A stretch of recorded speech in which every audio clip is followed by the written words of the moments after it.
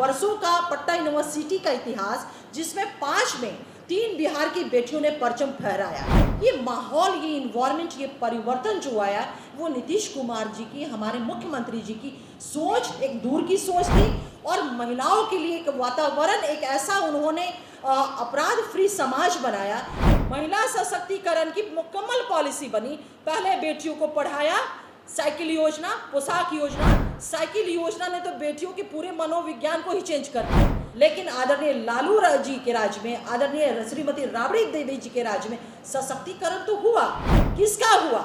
उनके अपने घर की महिलाओं का हुआ, उनकी पत्नी का हुआ। उन्होंने श्रीमती राबड़ी देवी जी को मुख्यमंत्री बनाया। कहते हैं कि माननीय मुख्यमंत्री जी का परिवार पूरा बिहार है और उनका परिवार जो है सिर्फ अपना परिवार है। उनकी राजनीतिक कोई भी पहल है वो अपने परिवार के डेवलपमेंट के लिए। तो ये परिवर्तन आया है समाज में।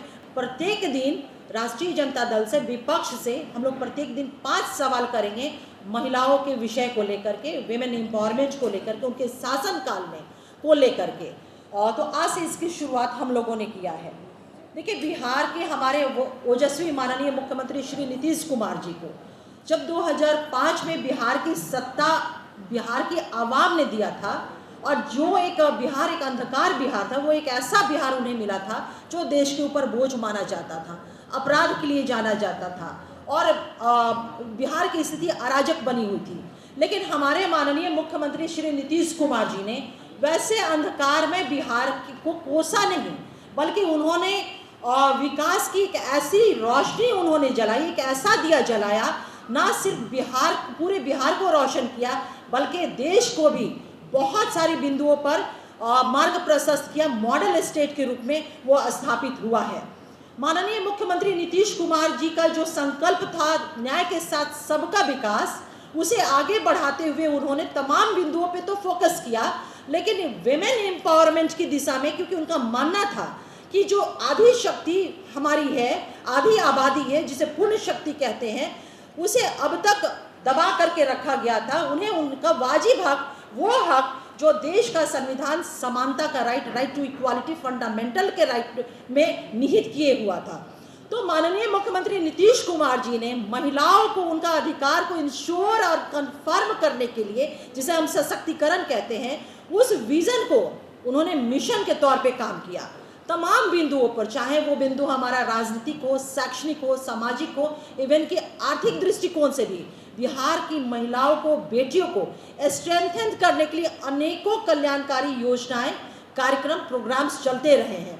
और यही कारण है कि बिहार की बेटियां, अनुप्रिया जी ने कहा कि कोई सोच नहीं सकता था 117 वर्षों का पटना यूनिवर्सिटी का इतिहास, जिसमें 5 में 3 बिहार की बेटियों ने परचम फहराया। ये माहौल, ये इन्वायरमेंट, ये परिवर्तन जो आया वो नीतीश कुमार जी की, हमारे मुख्यमंत्री जी की सोच, एक दूर की सोच थी और महिलाओं के लिए एक वातावरण, एक ऐसा उन्होंने अपराध फ्री समाज बनाया, खौफ मुक्त समाज बनाया, जहां बेटियों के सामने अब ये चुनौती नहीं थी, या उनके माता पिता के सामने समक्ष ये चुनौती नहीं रही कि 5 बजे शाम या 6 बजे शाम में अब हमारी बेटियां घर की दहलीज से बाहर नहीं निकल सकती थी। एक बिना डर का माहौल बना और बिहार की बेटियां अपनी शिक्षा को ग्रहण करने के लिए, अपने सपनों को साकार करने के लिए फ्री होकर के निकली। और आज एक बहुत ही सुखद परिणाम, 117 वर्षों का पटना विश्वविद्यालय का इतिहास, जिसमें 3 बेटियों ने मजबूत परचम फहराया है। माननीय मुख्यमंत्री नीतीश कुमार जी ने जो परिवर्तन किया शैक्षणिक, सामाजिक, आर्थिक और तमाम दृष्टिकोण से, उस परिवर्तन ने समाज में एक मौन क्रांति लाया है। बिहार की तमाम बेटियों का उन्होंने सशक्तिकरण किया। कितना ये फर्क हो जाता है, 2 सरकारें, आदरणीय लालू जी और राबड़ी जी की सरकार और माननीय मुख्यमंत्री नीतीश कुमार जी का टेन्योर को देखते हैं तो विमेन एम्पावरमेंट की दिशा में माननीय मुख्यमंत्री नीतीश कुमार जी की सोच और उनके कार्यक्रमों ने बिहार की तमाम बेटियों को, बिहार की तमाम महिलाओं को सशक्त किया। वो तमाम बिंदुओं पे जिसकी चर्चा हमने किया है। लेकिन आदरणीय लालू जी के राज में, आदरणीय श्रीमती राबड़ी देवी जी के राज में सशक्तिकरण तो हुआ। किसका हुआ? उनके अपने घर की महिलाओं का हुआ, उनकी पत्नी का हुआ। उन्होंने श्रीमती राबड़ी देवी जी को मुख्यमंत्री बनाया। ऐसा नहीं था कि उस वक्त, उस दौर में काबिल महिलाएं नहीं रही होंगी। उन्होंने किसे मौका दिया? राजनीतिक तौर पे अपनी बेटियों को मौका दिया।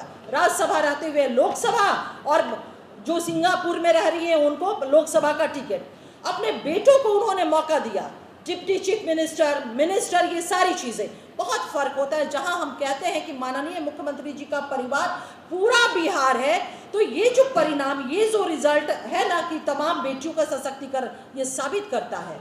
और उनका परिवार जो है सिर्फ अपना परिवार है, उनकी राजनीतिक कोई भी पहल है वो अपने परिवार के डेवलपमेंट के लिए। तो ये परिवर्तन आया है समाज में।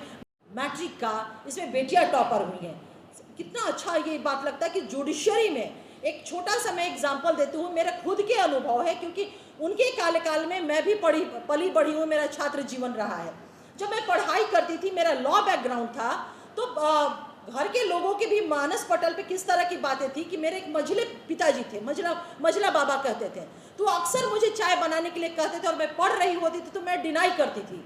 तो एक कोट करते थे सेंटेंस के, हाँ हाँ पढ़ लिख के लागा तो जज बन जाई बुनू।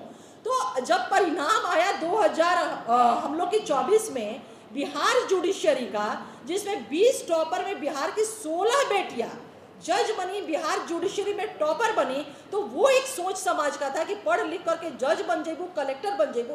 नीतीश कुमार जी की सोच और नीतियों ने उन तमाम सोचों को ध्वस्त कर दिया है। तो हमारे सवाल जो है ना, हम 5 सवाल प्रत्येक दिन विपक्ष से पूछेंगे और सवाल बनता है।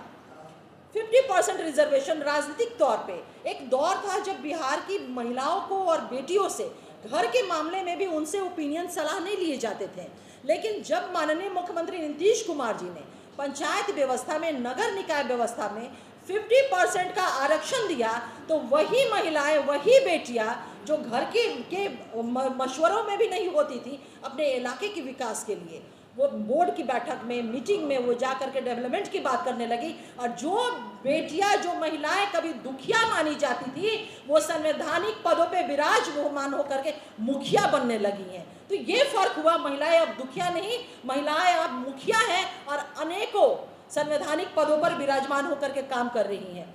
जब घर की बेटी, वयस्क बेटी घर से बाहर निकलती थी, इतना खौफ का मंजर था, माता पिता परिवार के लोगों को इतना डर बना रहता था कि 5 वर्षीय पुत्र को कहते थे कि दीदी बाहर जाती है, साथे तू चल जा।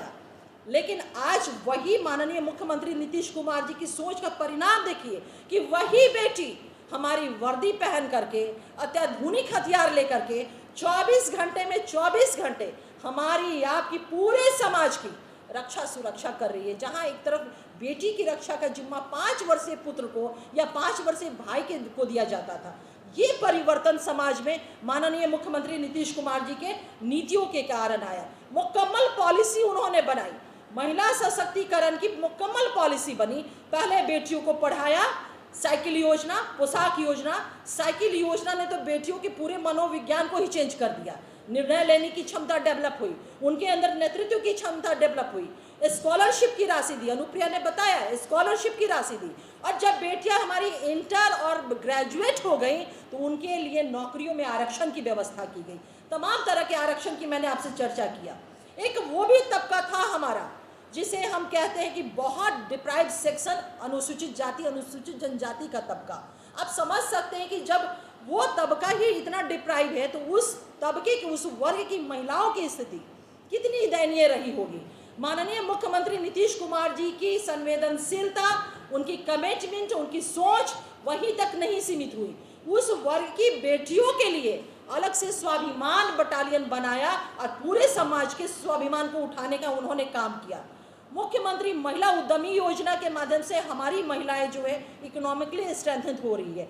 जीविका जो देश में सबसे ज़्यादा 1,40,00,000 हमारी दीदियां हैं, सबसे ज़्यादा जो महिलाएं हमारी, कभी एक दौर था 2005 के पहले का दौर, इनकी सरकारें तो आज़ादी के बाद से लेकर के 2005 तक रही, लेकिन हमारी महिलाएं पाई पाई की मोहताज हुआ करती थी। ये हमें बताने की ज़रूरत नहीं है, ये हम सब जानते हैं। लेकिन माननीय मुख्यमंत्री नीतीश कुमार जी की जीविका योजना ने महिलाओं को आर्थिक रूप से स्वतंत्र किया, आर्थिक रूप से उन्हें स्वावलंबी बनाया। और वही महिलाएं जो कभी पाई पाई की मोहताज हुआ करती थी, आज न सिर्फ अपने घर को बल्कि अपने समाज को, अपने प्रांत को और राष्ट्रीय विकास औसत दर को भी वो आगे ले जा रही है। ये परिवर्तन आया है। लेकिन मैं ये कहना चाहती हूँ कि हमारा विपक्ष हमेशा से विमेन इश्यूज को लेकर के असंवेदनशील रहा है। इनके राष्ट्रीय अध्यक्ष, राष्ट्रीय जनता दल के राष्ट्रीय अध्यक्ष हमेशा आप देखेंगे कि वो महिला विषय को लेकर के वो भद्दे मजाक करते हुए, वो टिप्पणी करते हुए हम लोगों को दिखेंगे, क्योंकि उनके एजेंडे में कहीं भी महिला विमर्श रहा ही नहीं, महिलाओं से संवाद कभी रहा ही नहीं। और मैं आपको ये कहना चाहती हूँ कि ये वो दौर था जहाँ महिलाओं के अधिकार तो दूर की बात है, उनकी आवाज़ को भी कुचल दिया जाता था बड़ा ही बेरहमी के साथ। तो मैं इन्हीं सब बातों को लेकर के हमारी पार्टी की महिला प्रवक्ता जो हैं प्रत्येक दिन आप लोगों के माध्यम से राष्ट्रीय जनता दल से 5 सवाल पूछेंगे, जिसकी शुरुआत मैं आज से कर रही हूँ। 1990 से लेकर के 2005 तक आरजेडी ने अपने शासनकाल के दौरान महिला सशक्तिकरण, महिलाओं का वो अधिकार जो कॉन्स्टिट्यूशन ने दिया है समानता का, उसके लिए और महिलाओं को स्ट्रेंथन करने के लिए क्या काम किए हैं, हमारा 5 सवाल रहेगा। तो आज का पहला सवाल हमारा राष्ट्रीय जनता दल से है और हम पूछेंगे और हमें पूरा उम्मीद मैं करती हूँ कि राजद इन सवालों का जरूर जवाब देगी। पहला कि जब 2006 में श्री नीतीश कुमार जी ने मुख्यमंत्री बालिका साइकिल योजना और पोशाक योजना शुरू की, तब लड़कियों की स्कूल जाने की संख्या में भारी बढ़ोतरी देखी गई। आरजेडी के शासनकाल में बेटियों को शिक्षित करने के लिए ऐसा पहल क्यों नहीं किया गया, उनकी क्या मंशा थी? राष्ट्रीय जनता दल हमारे दूसरे सवाल का भी वो जवाब देना चाहिए उसे कि बिहार में बेटियों को हायर एजुकेशन को लेकर के कॉलेज की संख्या बढ़ाने, छात्राओं के लिए छात्रावास और अन्य सुविधाओं देने के लिए आरजेडी सरकार की क्या भूमिका थी? बालिकाओं को इंटर, तीसरा सवाल, बालिकाओं को इंटर या स्नातक की पढ़ाई पूरी करने के बाद आर्थिक सहायता देकर जो हमारी सरकार स्कॉलरशिप की राशि दे रही है, तो वैसी आर्थिक सहायता देकर उच्च शिक्षा के लिए प्रोत्साहित करने का विचार इनके शासनकाल में क्यों नहीं किया गया? चौथा हमारा सवाल है कि इनके शासनकाल में 1990 से 2005 में महिला अभ्यर्थियों के लिए सिविल सेवा जैसी प्रतिष्ठित परीक्षाओं के लिए प्रोत्साहित करने और सहायता देने के लिए कोई योजना क्यों नहीं चलाई गई? क्या बिहार की बेटियां के अंदर वो सलाहियत नहीं थी कि वो जज बन सके, कलेक्टर बन सके, डिप्टी कलेक्टर बन सके, प्रशासनिक सेवा में जा सके? माननीय मुख्यमंत्री नीतीश कुमार जी ने योजनाओं की शुरुआत करके उस विचार को ही ध्वस्त कर दिया। तो वो जवाब दें कि इस तरह की योजनाएं क्यों नहीं उन्होंने शुरू किया था। पांचवा और अंतिम सवाल, आज का ये अंतिम सवाल, आरजेडी के शासनकाल में जो 1990 से 2005 का रहा है, महिलाओं को इंडिपेंडेंट बनाने के लिए कोई ठोस योजना क्यों नहीं बनाई गई? नर्सिंग और औद्योगिक प्रशिक्षण संस्थाओं की स्थापना जैसे प्रयास आरजेडी के शासनकाल में क्यों नहीं किए गए?